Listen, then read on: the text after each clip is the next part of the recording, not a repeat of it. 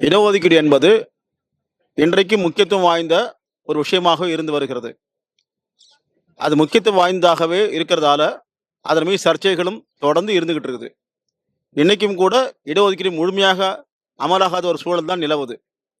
ஏற்கனவே இருந்த இடஒதுக்கீட்டு கூட காப்பாற்றிக்க முடியாமல் இருக்கக்கூடிய ஒரு சூழல் இன்னைக்கு இருக்குது. அந்த அளவுக்கு இங்கே இருக்கக்கூடிய அரசியல் சூழல், குறிப்பாக கடந்த 10 ஆண்டுகளாக ஆட்சியில் இருக்கக்கூடிய ஒன்றிய ஆட்சியாளர்கள் இடஒதுக்கீட்டை எதிர்ப்பதை கொள்கையாக கொண்டவர்கள், கருத்தியலாக கொண்டவர்கள். மெரிட் என்ற பெயரில் அவர்கள் இந்த அரசியலை முன்வைக்கிறார்கள். மெரிட் என்பதே அவர்கள் தங்களுடைய ஆதிக்கத்தை காப்பாற்றிக் கொள்வதற்காகத்தான் மெரிட் என்ற ஒரு பூச்சாண்டி நம் முன் காட்டுகிறார்கள்.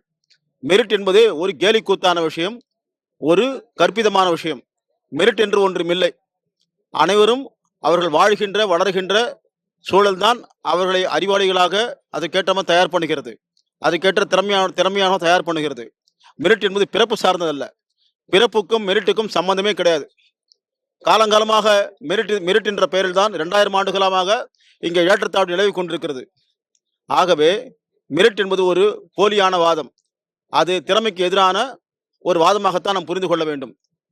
திறமையே இல்லாமல் தன்னுடைய ஆதிக்கத்தை காப்பாற்றிக் கொள்வதற்காகத்தான் மெரிட் என்ற பூச்சாண்டி காட்டி, சாதி வெறியர்கள் தான் மெரிட் என்ற பூச்சாண்டை காட்டி இருக்கிற ஆதிக்கத்தை காப்பாற்றிக் கொள்வதற்கு எத்தனைக்கிறார்கள். ஆகவே இடஒதுக்கீடு என்பது கட்டாயம் தேவை.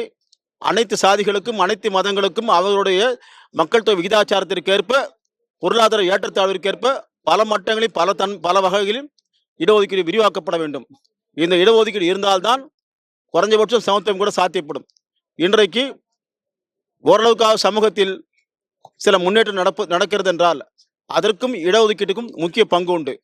இந்த இடஒதுக்கீட்டினுடைய வேறு வகையான பெயர் தான் அமெரிக்காவில் கருப்பர்களுக்கு அங்கே அஃபர்மேஷன் என்ற பெயரில், அஃபர்மேட்டிவ் ஆக்ஷன் என்ற பெயரில் அங்கேயும் இருக்கிறது. அமெரிக்கா போய் வாழ்க்கை நடத்துகின்ற H1B விசா பேர்லையும் ஐடி பேர்லையும் அமெரிக்கா போகின்ற இந்தியர்கள் ஒரு குறிப்பிட்ட பிரிவினர் தான் மெரிட் என்ற பூச்சாண்டி காட்டுகிறார்கள். ஆனால் அங்கே அஃபர்மேட்டிவ் ஆக்ஷன் இருப்பதை பற்றி இவர்கள் வாய் திறக்க முடியாது. வாய் திறந்தால் அமெரிக்க அரசு எட்டி உதைக்கும். இப்போ ட்ரம்ப் வேறு வந்து விட்டார், இவங்க ஒன்றும் கேட்க முடியாது. ஆகவே இடஒதுக்கீடு என்பது சாதி இருக்கின்ற வரைக்கும், ஏற்றத்தாழ்வு இருக்கின்ற வரைக்கும், பொருளாதார ஏற்றத்தாழ்வு உட்பட அனைத்து ஏற்றத்தாழ்வுகளும் இருக்கின்ற வரைக்கும் இடஒதுக்கீடு கட்டாயம் தேவை. தனியார் துறையிலும் தேவை, குறிப்பாக ஊடகங்களிலும் தேவை, ஐடி கம்பெனிகளும் தேவை, புதிதாக வளர்ந்து கொண்டிருக்கிற அனைத்து துறைகளிலும் தேவை. தனியார் துறை கட்டாயம் தேவை. இல்லாட்டி சமத்துவத்தை அடைவதற்கு ரொம்ப கஷ்டப்பட வேண்டியிருக்கும். சமத்துவத்தை அடைவதற்கு இடஒதுக்கீடு முக்கியமான பங்கு ஆற்றுகிறது. அது மட்டும் போதாது, ஆனால் அது முக்கியமாக தேவைப்படுகின்ற ஒரு சூழல்.